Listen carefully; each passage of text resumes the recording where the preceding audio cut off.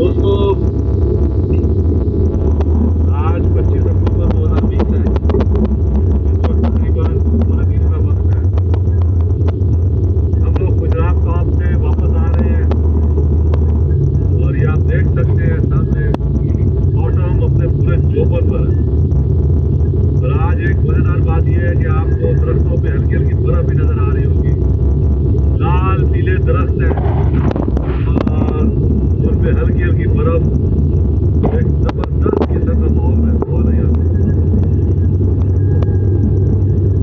साथ साथ दरिया चल रहा है, सामने बर्फ से ढकी चोटियां हैं, कुछ दरख्त जिनके ऊपर से पत्ते बिल्कुल गिर चुके हैं जैसे कि ये सामने आ रहा है। और साइड पे नाला है, दरिया है, नाला है, उसमें दरख्त लगे हुए हैं। और ये आप देख सकते हैं, मैं बहुत खूबसूरत। ये देखें आप,